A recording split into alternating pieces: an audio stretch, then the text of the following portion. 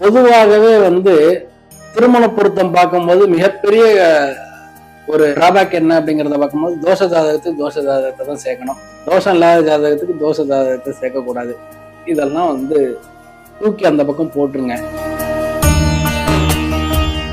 பாம்பை வச்சு பூஜை பண்ணாலோ இல்லாட்டி கோவில்ல போய் பால் அபிஷேகம் பண்ணாலும் நீங்குமா அப்படிங்கறது கேட்டீங்கன்னா பெரிய கொஸ்டின் மார்க் தான். தோஷம் அப்படிங்கிறது என்ன அப்படிங்கறத பார்க்கும்போது சாபம் பிளஸ் கோபம் இதுதான் தோஷமா மாறுது.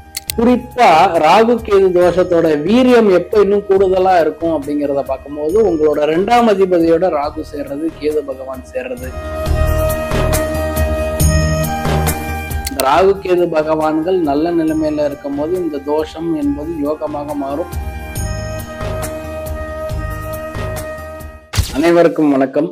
நான் உங்கள் ஜோதிடர் சிவதனுஷ் ஐயர். இன்னைக்கு நம்ம பார்க்கக்கூடிய முக்கியமான விஷயம் அப்படிங்கிறத பார்க்கும்போது இந்த ராகு கேது தோஷங்கள் அப்படிங்கிறது தான். பொதுவாகவே திருமண பொருத்தம் பார்க்கும்போது மிகப்பெரிய ஒரு டிராபேக் என்ன அப்படிங்கிறத பார்க்கும்போது தோஷ ஜாதகத்துக்கு தோஷ ஜாதகத்தை தான் சேர்க்கணும். தோஷம் இல்லாத ஜாதகத்துக்கு தோஷ ஜாதகத்தை சேர்க்கக்கூடாது. இதெல்லாம் தூக்கி அந்த பக்கம் போட்டுருங்க. அதே போல இந்த மேட்ரிமோனியில தோஷ ஜாதகம் தயவு செஞ்சு இதெல்லாம் போடவே போடாதீங்க. இந்த பூமியில பிறப்பெடுக்கிறோம்னால நம்ம தோஷம் இல்லாத ஜாதகமா வரவே முடியாது. பாசிபிலிட்டியே கிடையாது. சோ அப்படி இருக்கும்போது தோஷம் தோஷம் தோஷம் அதை நோக்கியே நீங்க ஓடிட்டு இருக்காதீங்க. ஓகேங்களா? இந்த ராகு கேது பகவான்கள் என்ன பண்றதுனால நமக்கு தோஷம்ன்றத சொல்றாங்கன்றத கிளாரிட்டியா புரிஞ்சுக்கோங்க. இந்த வீடியோ தயவு செஞ்சு ஸ்கிப் பண்ணி பார்க்காதீங்க. உங்களுக்கு சுத்தமாவே புரியாது.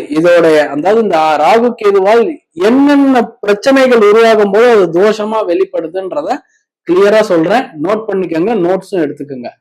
பொதுவாகவே ஜாதகத்துல ராகு கேது தோஷங்கள் அப்படிங்கிறத லக்னத்துக்கும் பார்க்கலாம், சந்திரனுக்கும் பார்க்கலாம் அப்படிங்கறத நம்மளோட முன்னோர்கள் சொல்லியிருக்காங்க ஜோதிட சாஸ்திரத்துல.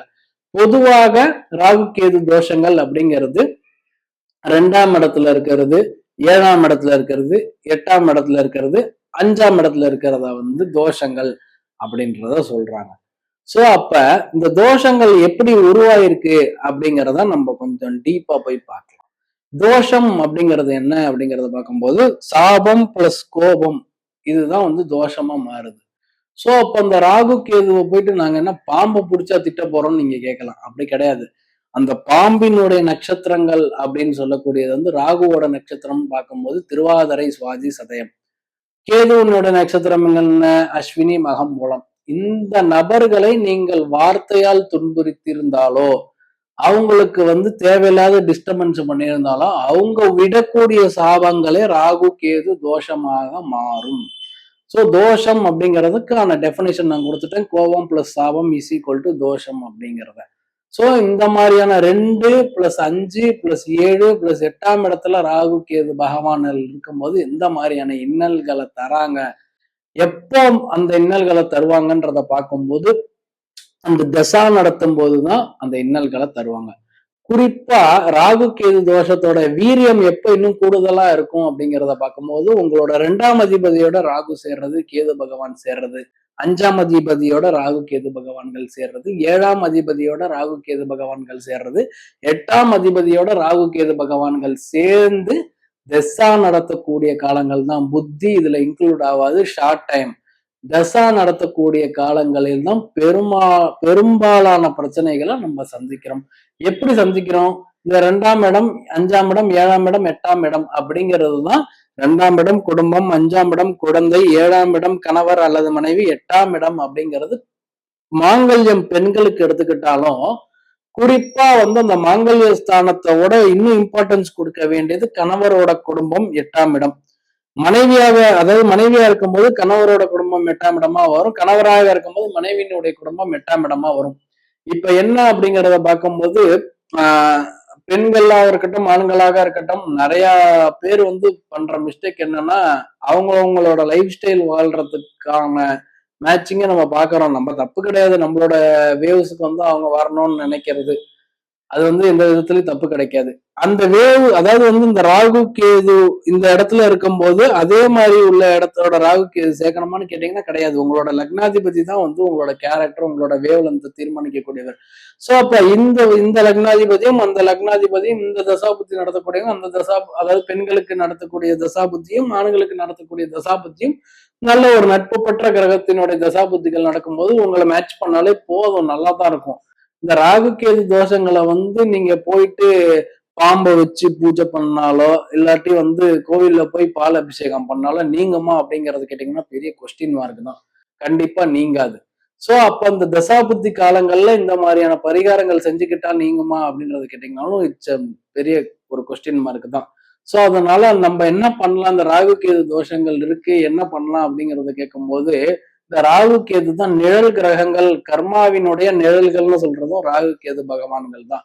அப்ப நம்ம என்ன பண்ணலாம் அப்படிங்கிறத பார்க்கும்போது இப்ப வந்து நமக்கு சம்மர் பீரியட் ஆரம்பிக்க போகுது. இந்த சம்மர் பீரியட் ஆரம்பிக்கிறதுக்கு வசதி உள்ளவங்க நிழற்குடை அமைச்சு கொடுக்கலாம், இல்லாட்டி கொடை கொடுக்கலாம். கொடை எல்லாருக்கும் தானமா கொடுக்கலாம். அப்படி இல்லை அப்படிங்கிறத பார்க்கும்போது ஜூஸ், வாட்டர் மெலன்ஸ் இது மாதிரியான விஷயங்கள் கொடுக்கும் போதே வந்து இந்த ராகு கேது சார்ந்த விஷயங்கள் கண்டிப்பா உங்களுக்கு வந்து கம்மியாகும். இன்னொன்னு வந்து அடுத்தவங்களை டிஸ்டர்பே பண்ணணும்னு நினைக்காதீங்க. அடுத்தவங்கள வந்து திட்டணும். அவங்க தப்பு பண்ணியிருக்கட்டும்ங்க. தப்பு பண்ணவங்கள மன்னித்து போவதுதான் வந்து மனிதர்களோட இயல்பு. சோ அதனால வந்து நீங்க அடுத்தவங்களுக்கு டிஸ்டர்பன்ஸ் இல்லாம வாழ்ந்தீங்கனாலே இந்த ராகு கேது பகவான்கள் வந்து எதுவும் பண்ண மாட்டாங்க. குறிப்பா இதுக்கு எந்த இடத்துக்கு போயிட்டு வந்தா அந்த தாக்கங்கள் குறையும் அப்படிங்கறத பார்க்கும்போது ராகுவால் ஏற்படக்கூடிய பிரச்சனைகளுக்கு வந்து அந்த ராகு காலத்துல வந்து எந்த கிரகத்தோட வீட்டுல நிக்கிறாரோ அந்த கிழமைநாதனோட ராகு காலத்துல போயிட்டு நீங்க திருவண்ணாமலை கிரிவலம் பண்ணலாம். கேது எங்க இருக்காரோ அந்த கிழமை அதாவது அந்த ராசிநாதனோட கிழமை அன்னைக்கு போயிட்டு கிரிவலம் பண்ணிட்டு வந்தீங்கன்னா அந்த ராகு கேது வந்து உங்களுக்கு சத்தியமா தொந்தரவு பண்ண மாட்டாங்க. சோ அப்ப நம்ம யாருக்காவது தொந்தரவு பண்ணியிருந்தோம்னா தான் அந்த கிரகங்களும் நம்மள தொந்தரவு பண்ணும் அப்படின்ற ஒரு மைண்ட் செட்டுக்கு வாங்க. ராகு கேதுக்கு ராகு கேது தான் இணைக்கணும் அப்படின்ற கான்செப்டுக்கு வராதிங்க. எல்லாருக்குமே ராகு கேது தோஷம் இருக்கும். கண்டிப்பா இல்லாத ஜாதகம் என்பது மேக்சிமம் இருக்காது. ராகு கேது தோஷம் இல்லைனாலும் மற்ற தோஷங்கள் இருக்கும். இந்த மானுட பிறப்பில் நான் ஆரம்பத்திலே சொன்னேன், மானுட பிறப்பு கலியுகத்துல பிறக்கிறவங்களுக்கு தோஷம் இல்லாத ஜாதகம் என்பதே கிடையாது. தோஷம் இருந்தாதான் நம்ம வந்து தோஷம் தான் யோகமா மாறும் எப்போதுமே. சோ அதனால நீங்க அதெல்லாம் கன்ஃபியூஸே பண்ணிக்காதீங்க. ராகு கேது இருக்கு ராகு கேது இல்லை அப்படிங்கறதெல்லாம் கன்ஃபியூஸ் பண்ணிக்காதீங்க. இந்த ராகு கேது பகவான்கள் நல்ல நிலைமையில இருக்கும் போது இந்த தோஷம் என்பது யோகமாக மாறும். இந்த பாயிண்ட நோட் பண்ணி வச்சுக்கோங்க. அதாவது ராகு பகவான்கிட்ட பிடிச்சது என்னன்னா உங்களை ஒரு சர்டன் பீக்கு கொண்டு போயிடுவார். கேது பகவான் என்ன பண்ணுவாருன்னா நீங்க ஆன்மீக நாட்டத்துல போனீங்கன்னா அவரும் ஒரு சர்டன் பீக் லெவல் கொண்டு போயிடுவார். டவுன் பண்ண மாட்டாங்க.